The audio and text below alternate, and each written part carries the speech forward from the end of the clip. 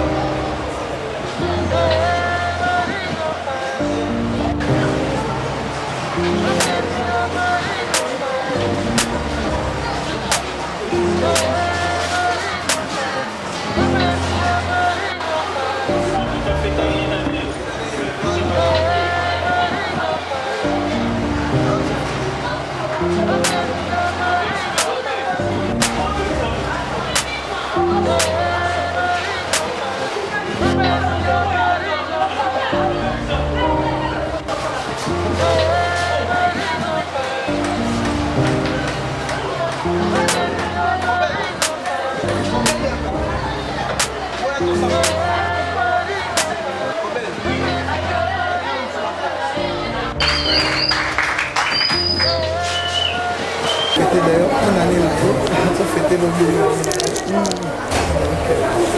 par la grâce du Seigneur, Bazotanga, qui est dans l'école, qui est dans la classe. Par le programme de l'école, on appelle le programme de mission Moussoussou. On va apprendre l'informatique, on va apprendre la coupe couture, le monde de la machine. On va apprendre le renforcement des capacités. D'autres créer des barreaux vraiment temps et autant il y a un lobby base à la étude pour la société, lobby va servir pour la mission Congo. C'est vraiment ça. Alors tous loués, tous locataires, tous loués dans le Sika par mois, tous loués dans $200. Tous occupés d'accord, tous docteurs à bâti, na bureau na garçon, docteur à garçon exactement. On a maman na biso ya cuisine, maman balambila bana, maman s'occupe de bana. C'est un peu ça. Maman c'est pas une bino. La maman on beaucoup à bango, on a besoin salaire, c'est bénévolat. On appelle la commission Zambé. Oh, mon salaire vraiment en fait comment on salaire yango yo. Na papa na ngai. Dans l'orphelinat fixe dans Kenya à terre. Mais la table par-ci par-là. Dans moi, l'orphelinat belé na frère de ma équipe. On a bâti au cœur. Là, au ticket la banne. Bon, quand il y a un soir, tu dis qu'il y a un zambé parce que il y a qui n'a fait ma photo qui est un jean. Il y a qui n'a un jean qui est des mains. Tout le monde est embouteillage aux alas. Frère qui habite maman to kende o na bumbu awa ya pe mpuse to nzamba ebaki ke to komba pe awa ça c'est Dieu nzamba si fait to kende et qui prévu na njili vraiment prévu parce que ba neti maman bo ba ke pa na ko senga biloko na habite na biloko ba bilambe eze belé na to na poto na pesa bana alors tant ya habité dans l'air tu comme midi tu as la bouchon makasi du moins tu ya awa tu sais que merci hein na moni bana voilà bon c'est ça na moi musala osala ya makasi bana pe bazé belé eza la main dans la main to ça musala ngo eza yo mon côté d'abord on a pasteur sima bana encadrement moko bien.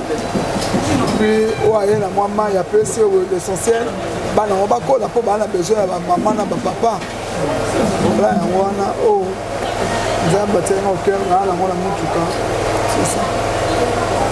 c'est un grand plaisir pour nous. Merci évidemment pour la bino. La dengue, le canissé de bana oyo. La dengue, le canissé au suna bango et au salissa bango. Vraiment, tout ça, toutes les bénédictions à Seigneur et accompagner bino vraiment et accompagner toute la famille. Les gens ici ont mis pour la biso. Pour moi, la visite surprise. Pas surprise. Donc, quand moi vraiment, dans la monnaie bino bozokota, abiabo. Papa qui a signalé une été, Nathan paye signé le côté. Oh, vraiment surprise. Et ça, c'est 5 mois cassé. Mais il y a mon vendeur à terre alors. Non, non, mon père n'a pas allé là-bas. Ah, il y a mon vendeur là. C'est pas qu'il y a une école dans le quartier. Ah oui, l'école est en loin. Il y a une école conventionnelle à Kimbangiste. Des pays bazotam. Bango nyonso batanga wana. Bango nyonso et il y a moins Mikolo bazana humanité, bon ça la option.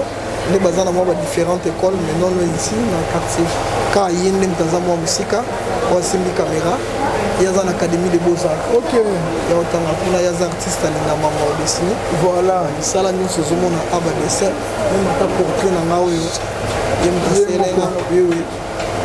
C'est lui qui a fait ça. Et nous tazama musique à beaux-arts. Et reste bazana bango aux alentours bazan pembeni.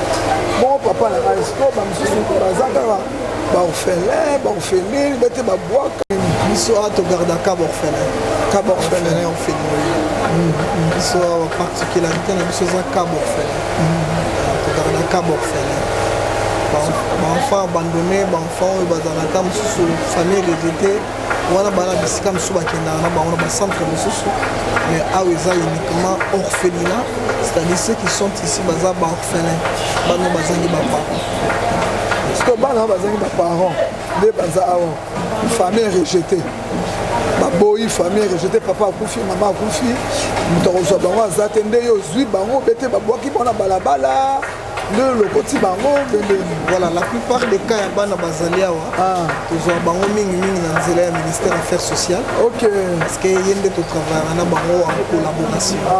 Donc moi on se retrouver orphelin dans une famille en difficulté au boko la otangisa makoki ezate nde bayo tika mwana tamsu na l'état na social à l'état. Voilà. Nde ba na bana ba tika bana. Vous appelle aide. Moi si visite à l'état. Subvention à l'état en tout cas. C'est rare, hein? C'est vraiment rare. Parents te posent une fois. OK. Parents te posent un balamoko et c'est tout na comment on y aller. Voilà. Comment partout. Oui. Comment on a ma poche à battre. Tout à fait. Donc sur les nouveaux zongo régulièrement font du pourcentage. Voilà. Comment on va belé. On espère partenaire officiel. Il y a que Dieu qui nous soutienne. Par notre mise, il y a mille nos bateaux. Amen. D'être le petit là. Dieu merci. Viens, Yaraboy. Yaka. Et bon, tu sais que récemment ici, même pas 2 semaines. Tout est beau. Médecin métier pour le retracer famille, à maman, toi, à papa, avant de tracer. Essayer de garder l'enfant. À bon mémoire, n'a pas naïe. Et moi, on a bandé au pouce à la mouké,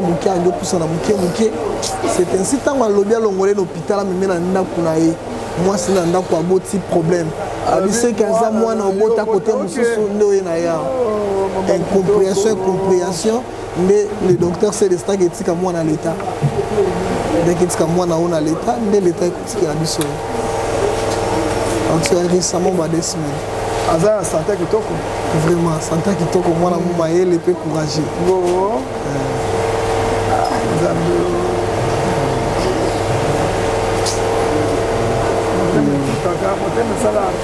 Parce que maman ici tout le monde n'a pas eu une maladie.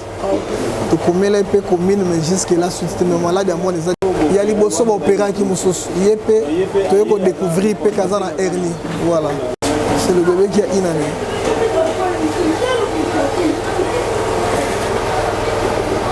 Ah ça va fièvre t'es hein Nanié ah ça va fièvre oh nango hein oui il y a azalaki na même cas naye baopéraki donc sans problème ye moto autaki kozala na nini babandaki bautaki kobimisa ye récemment Montre-moi chérie. Montre-moi bébé. Makati. Prends ton petit zizi là. Ah, je vois. Ah. Ouais. C'était toujours le même cas. Toujours. Pas la même balle, toujours comme ça.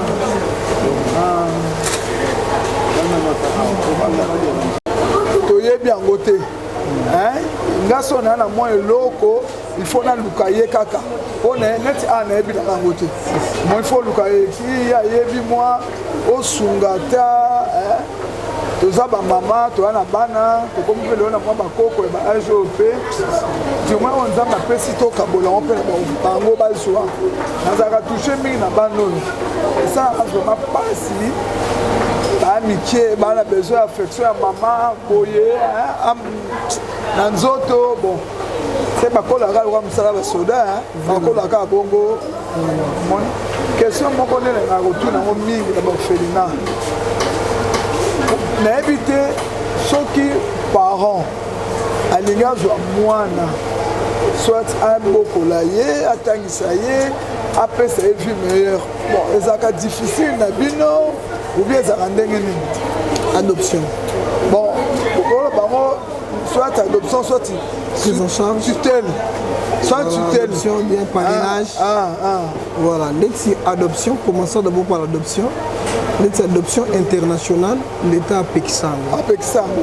Mais adoption nationale, on a l'État permettant que nous s'appelle par exemple bébé a même pas naé a cadre éduqué a PC éducation ya ligne PC l'état pesa na nzela pour la adoption nationale mais internationale l'état a ça. Alors pour le parrainage les a peu permis, c'est-à-dire nous avons à Kinshasa ou tout comme en Europe mais on a parrainé l'enfant, c'est-à-dire à juste charge même à distance. Même à distance. Ça dépend, il y a un arrangement. Par mois, il y a une provision. Il y a et moi, à classe comme exemple, à un engagement de frais scolaires, soins médicaux en cas de maladie, pour informer, ou bien pour voter par mois, il y a y compris les soins médicaux et tout. Si moi, si moi, on a des parrainages, d'ailleurs même à ta pas na bisopé pour permettre un parrainage. Ce qui me dérange comme moi nango, aya na ndaku na ye. Adoption, c'est ça que je parle. Azoye na ndaku point que nous vanda on a adoption, on a soit adoption. À côté classe na baninga, voilà. Ensemble. Voilà, on a adoption. C'est ça que je disais international. L'État national, l'État a fait ça, l'État a fait ça. Voilà, moi j'écris à la commune pas comme les services à affaires sociales, ministère, comme l'hôtel de ville, comme le tribunal d'enfants, et c'est ma ouverture à dossier Salami, banquette et Salami, ministère en signe d'Abadjan et bah ça l'enquête, est-ce que moi on a d'abord, et bon, quand de ça la banquette, est-ce que moi on a de coma. Enquête avant les PSA. Pas de problème. Bon, ce qui procédure est normal. Ce procédure est normal. Ba pesaka bana ba libérer. Mais sauf que ngande siko awa c'est une vision de ba pesanga na linga ko libérer bana ngate. Le problème c'est ça. Ko ngamuka na bokola. Souvent le problème ngana tambo ba mingi na moi bino nyos ba même langage. C'est vrai. Dès dans ça même équipe. Parce que on est net exemple na poto bana msuba ki otanga na poto bana ba parenté. Moi akoboko kutale tantôt na métro boye a expliquer quand na aussi moi na wana obimi sous tutelle na ye parce que moi na besoin kaka asa na ndaku na famille. Voilà, vie de famille. On a vie de famille. Moi na mona bino en Afrique vraiment pour la libérer bana wana c'est vraiment difficile. Moi pour autant ça y est asa la bien pour yo za papa na za maman na ye. Ce qui oza na bana non ndaku babali aux obligé faut que na kotala moi na no esika azali. C'est comme ça. Moi on est vraiment na kontaka ko adopter à 100% tepo aningi problème te na ba héritage ya bana nga biologique on a na bango mais na lingaka na zwa mwana na sens atanga bien azala bien okomisa ye moto na société éducation ya malamu juste ça omoni prise en charge parrainage na modèle wana mpo mwana na mpe mwana meme na poto ozala te mpo amwana na déclaré na mikanda te na bayebaka baposo ya poto boyebi yango mwana meme kuna eza te mais neti tovanda mpe na kinshasa awa aza na ndako maman, papa, tout ça. Juste ça. À vivre une vie de famille heureuse. Voilà, vraiment. Mais la monnaie, qui cherche ça. On a beau libérer, c'est vraiment tout un problème. Ah bon? Parce que, dans un cas, moi, je suis côté na luni moi na moka mukiawa yes nanga mi aloka moi na suka ana moto te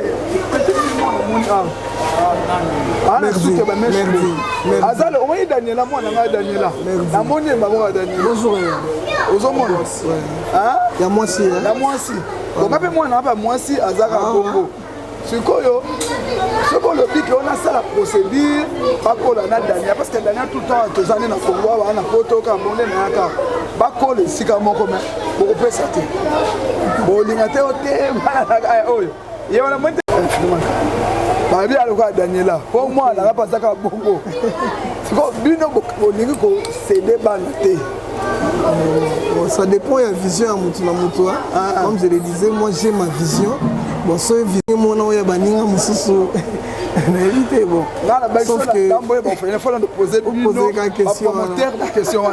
Parce que aux parents n'andako au botibana suka mwana quitter.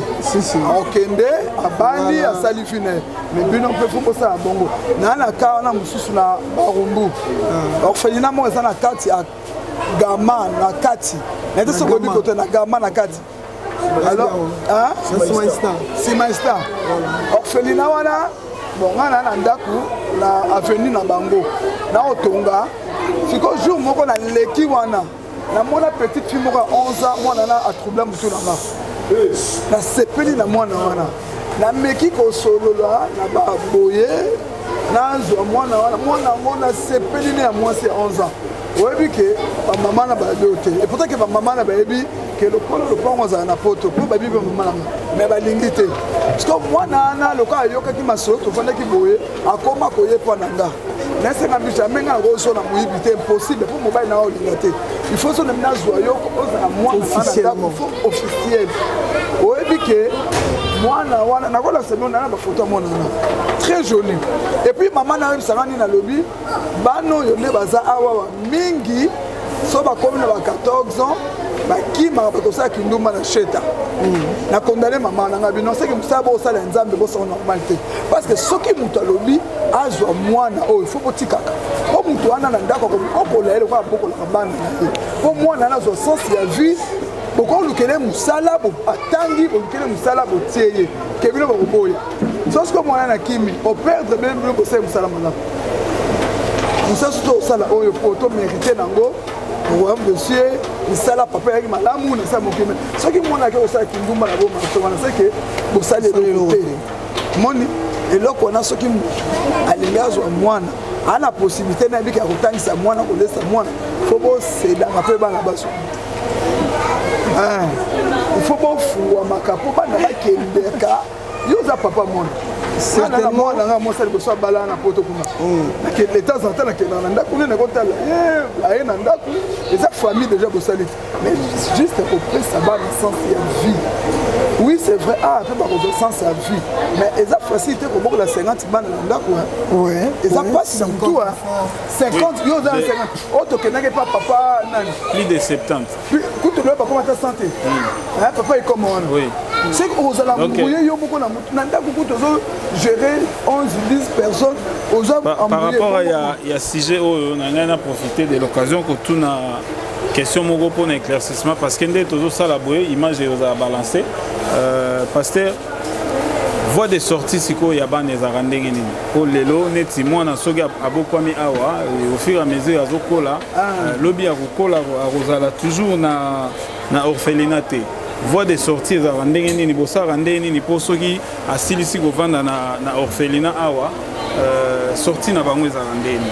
Voilà, merci. Ce qui est prévu dans la loi, tu libéreras à partir de 18 ans. Moi, je suis commis majeur, tu peux les voies de sortie. Mais avant tout, il faut tout assurer que moi, je suis impliqué dans la société. Ok. C'est pourquoi moi, j'ai une formation qui est là. Je suis la métier. Dans la bateau, l'objet est dans le centre. Dans la mesure, on se défendre d'eux-mêmes, on se survivre d'eux-mêmes. Aïe pour la cotonga, aïe pour la métier est belé, esthétique, informatique, menuiserie, assistage, la centre de tout le monde, batanga de sorte que l'hôpital au Bimawa a la facilité pour se prendre en charge. A la mesure on se prendre en charge.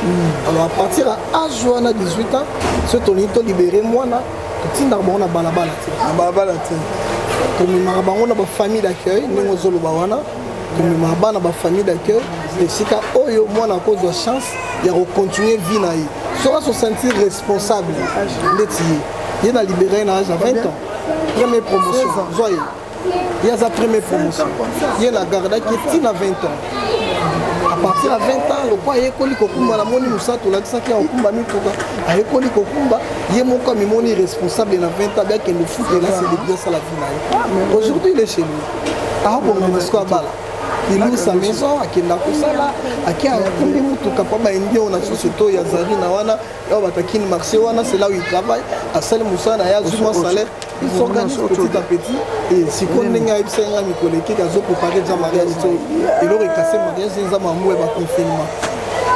Donc c'est comme ça que Vision a vu ses années.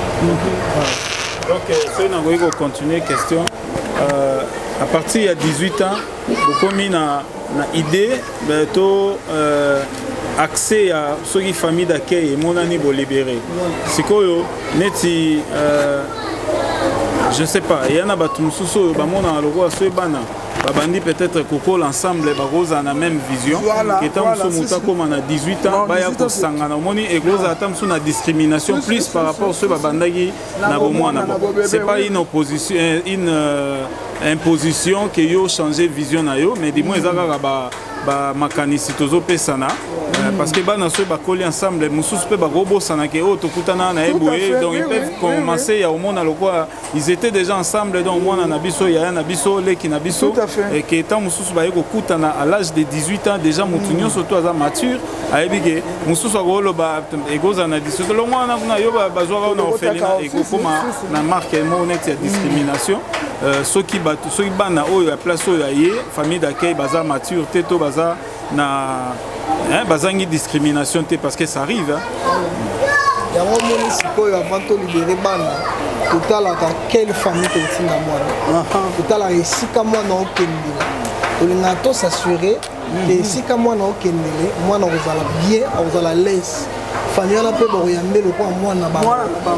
akomi déjà majeur 18 ans donc ake kuna mpo azwa chance ya kocontinue vie na ye moko lelo aza na Canada mwana moko azalaki awa génération na bango aza na Canada azwaki bourse d'étude bafamille d'accueil oyo bazwaki bamimi na Canada azalaki awa oui ozalaki un peu discret na bébé quand je parlais de lui première promotion na biso première promotion. Ok. Et aujourd'hui, il fait sa vie, il travaille. Amicolo, il y a des moussala dans le repos, il a passé la journée dans la balai. Voilà. Il a conforté Bango, il a eu l'expérience dans la balai. Quand je disais moi quoi au Canada, autant que ça à l'université. Donc c'est un peu ça. Voilà.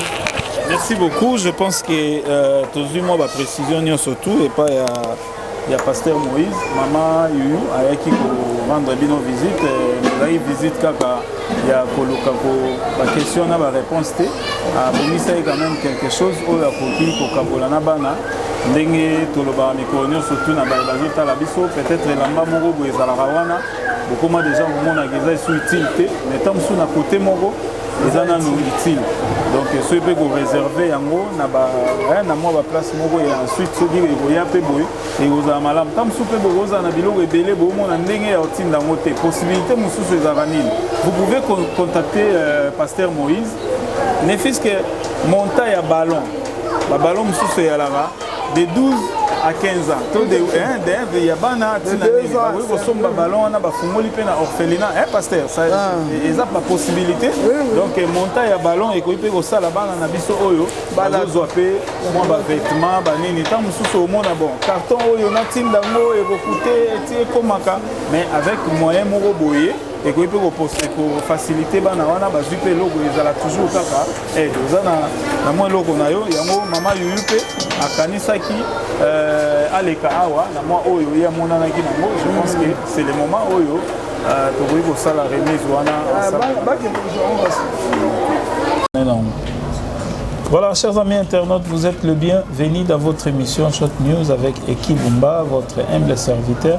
Toujours dans notre site ESP Media, il y a Papa Osé Amani, au Topé Sambote partout, Topé Sambote kuna na London, et Topé Simbote na Mama GH, na Batuno, surtout Bazota la Biso, Topé Sibino, Bambote, Shalom Nabino, Toye Kokutana na Mama Nabiso, Mama Yuyu, Oyo Wapi, Avandi Bon na Belgique, Mama Yuyu, mais les temps à temps, Sogaza na Kinshasa, Azwaka Tanae pour na Kolukape ko assister ba orphelin, ba orpheline, Toko Mekagotambola na ba orphelinat, voilà les lots, tout ça qui tourne à orphelinat, la compassion où ils ont mis bon na Bumbu, où ils allaient gérer ou encadrer na pasteur Moïse, né tous mes kakotuna quand même impression naie, sentiment naie, nini oyo à découvrir kuna parce que ça le rôle en bala liboso akoma kuna to introduire déjà invité na biso du jour. Bonjour maman Yuyu. Bonjour papa Eki. Bonne santé, bonne makamunios. Santé za malamu, makamu za malamu par la grâce de Dieu en tout cas ça va. Bokanga na confinement wa 5 mois. Ah ba 5 mois on tous en ça. C'est pas facile hein. Ça passe, ça facilité mais tosengi loboko nzambe en tout cas loboko nzambe to moni yango Daniela manqué a manqué ngai mais déjà ya motuya baza malamu parce que boni on peut to baki kuna ba kufika na coronavirus bon nzamba sel mo grâce libota vraiment baza malamu wana peut dire loko liboso ya kosenga nzambe merci malgré biso to tsena nchasa awa to kangami awa mais biso pe nzamba sel so grâce tozali tozomona na bon kala mingité. Voilà. Maman Yuyu touti na la compassion, orphelinat la compassion, oyo touti ko mona bana, touti ko kabolana bango mwa muke nzamba tsakio na muke mao kabolana ba orphelin. Ba impression na ezanini. Nini o découvrir kuna parce que ezalo kwamba liboso ke kuna po ba orphelinat peze belé hein to kenda ba bisika mais kuna particulièrement nini oyo est marqué de plus. En tout cas, bande konangai na orphelinat ya compassion na outil et là que marqué nga makasi vraiment na toujours na trop sensible na bana et salinga mawa et salinga vraiment sous passi na bandi bota l'émission na leli parce que na lela toujours na leli comment na moi na une année na moni bébé msusu ya 4 ans il y a 5 ans ça qu'on a imaginé que parents maman akufi papa akufi moi na tikali boye ayeko se retrouver na maboko batu moko ayebité ape mwana muke vraiment et ça n'inga pas si mingi mais na sengi nzambe merci apambola pasteur Moïse initiative ya orphelinat wana apambola na baide kitoko ya sali bon ndenge les orphelinat et ba fille bazali ba garçon bazali mais le plus petit a une année wana moi on a touché il y a 2 jours auto fêter anniversaire na une année imaginez il y a 2 jours tu as fêté l'anniversaire il y a une année. Encore, Azana bébé, en tout cas, et tout le monde mingi attaque maman. Voilà, tout le monde peut sous moi dans la bisomo ya moké dire merci aux un problème sous ya hernie pour bauter aux déjà na moi na moro Samuel a qui opéré donc je souhaite plutôt à outer aux opérer mais moko oyo bauti ko tiki la bango il y a même pas 2 semaines il y a pas un même problème wana ya hernie est-ce que au tirer attention à moi oui na tirer attention à Dieu merci vraiment moi qui to kutu moi nanga nièce nanga senti a memi kaka ya nitu kotika été en tout cas et ça lui vraiment pas si mingi ana hernie yo senga lisungi et senga yo nangai o azana moi quelque chose moi o akoko pesa numéro ezali ya pasteur Moïse atinda apesa po omoni nde tobokola bana ndako bana babelaka bana nyonso babelaka ba fièvre ezali ba malade ezali alors il y a azana 4 ans na hernie siko ba osenga lisungi ba opérer mwana wana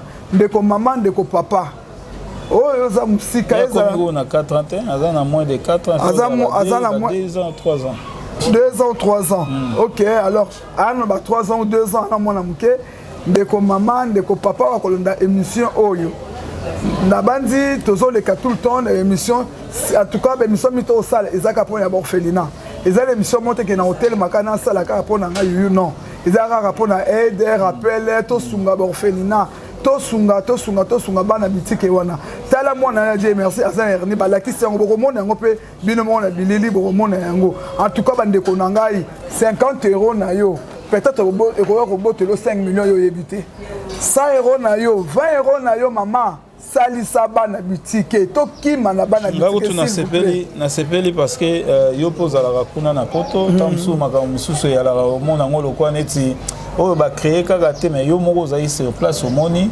donc ndeni bana wana bazo vivre je pense que tant on peut oza la kuna au robeta dessous du solo vraiment il y a makambo yo palper de doigts quoi.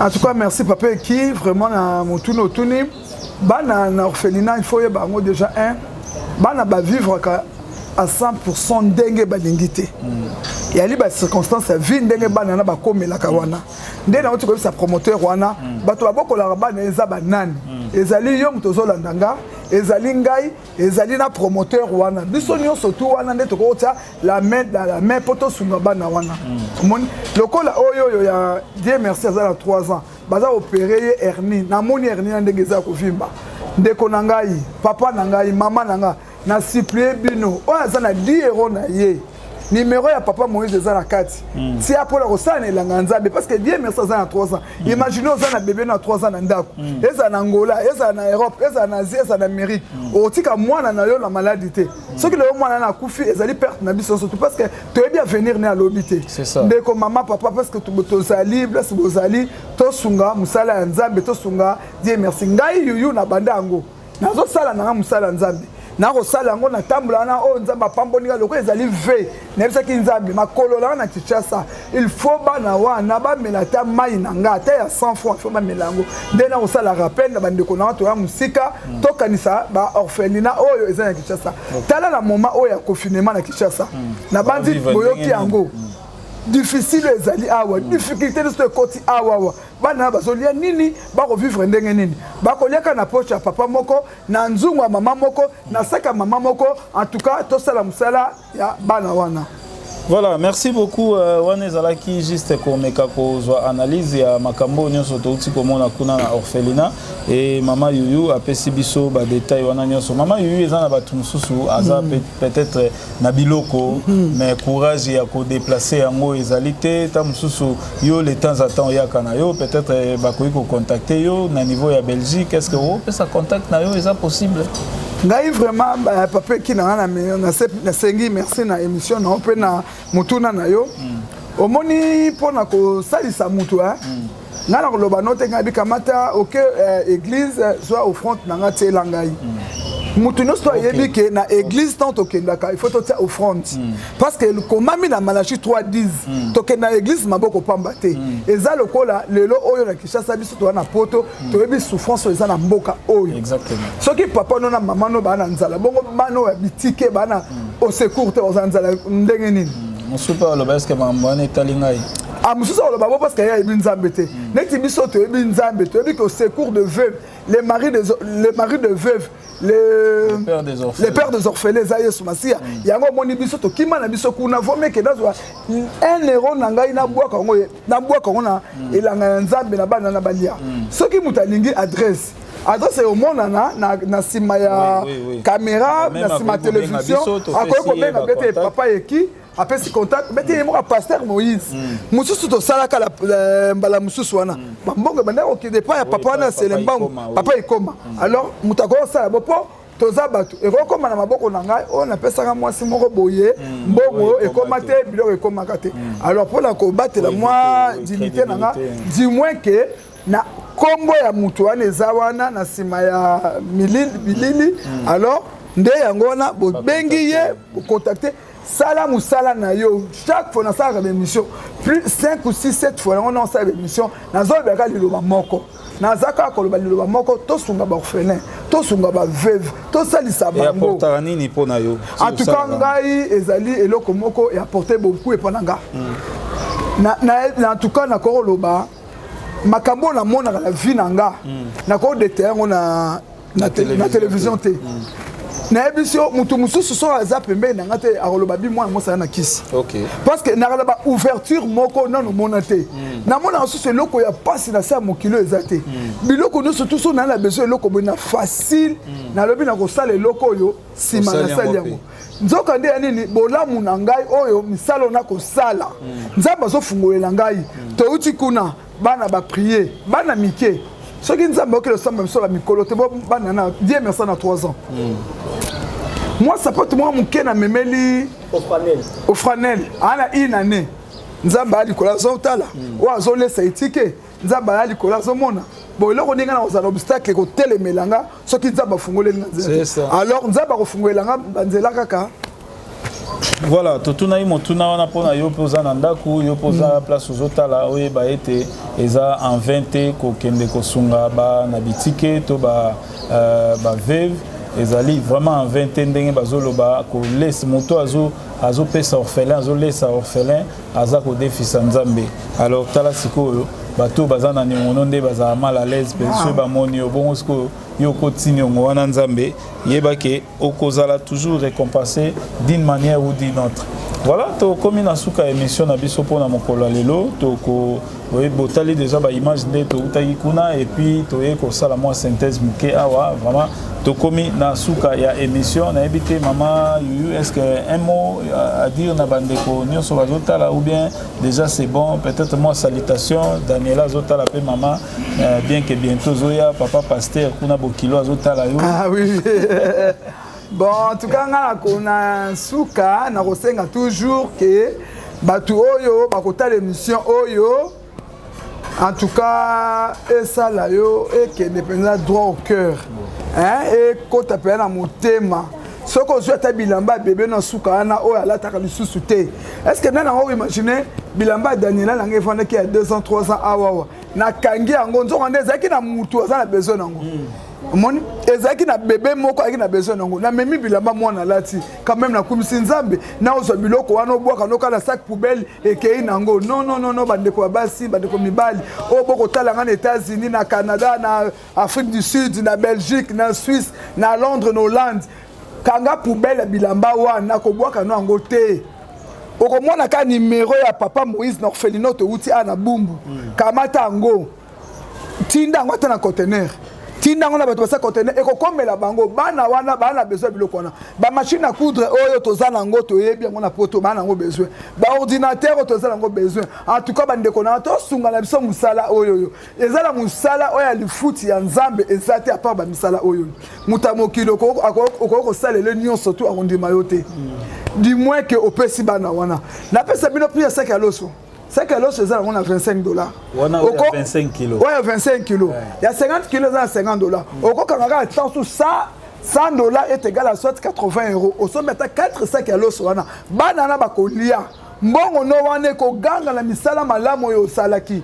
Est-ce que nous sommes landa émission oyo po boko landa yango en tout cas to sala. Na bengi mama Karel, oyebi musala oyo mama Karel, moi ça papa tête. Ya ko sala musala nzambe. Na ebisi gelor no mobali ameta, boya to sala musala nzambe. Sara na Billy tala musala kitoko yango kanga bilamba kleton, kanga bilamba peton, pesa ngo kuna. Na ebisi camarade nanga Ani na Namir yaka ko sala musala o Adel Chipamba na Gare Soren kanga bilamba ba Jade nyonso tu wana yako sala ngo awawa tozo bomba ngo awawa mama Chabuna verse mama na ngai musala nzambe yango yoyo toza ko tia carton savon le coq ezala ngo na $4 ou $6 e ko sala musala e ko skola bilamba boya bandeko nanga ba ona tangi kombo na ba ona tangi kombo te bozali ebele tala Daniela nanga yo azana 7 ans akomo lati sabato kotika te ya kala bilamba bana wana bozali ebele ba bijou boya to sala musala ba ani pambu ba ani madilu biloko ezali na poto kanga yango bandeko nanga ikanga mama Angel Keren Yursil biloko wana bilamba wana Samuel Yurik na moni bilamba ya bana mibali kanga yango ya kotikala mosala nzambe en tout cas na pamboli nzambe makasi na banesi na nde tokendaki kuna. Voilà, merci beaucoup, merci Tozaraki accompagné na Tabita, Tozaraki accompagné na Cynthia et puis Karela, Tobosani Pete, Patrick Amema Kibiso. Merci na Nathan Mwamba Tozaraki derrière la caméra et Nadonai. Donc merci na Binonio Soto Bolandi Biso, Tokutani très prochainement na ba numéro Mususu Tolobi ndenge toloba na suka émission na biso lokumu ezonge pa yao. Amen. Bye. Bye. IHP Media, la chaîne qui vous édifie.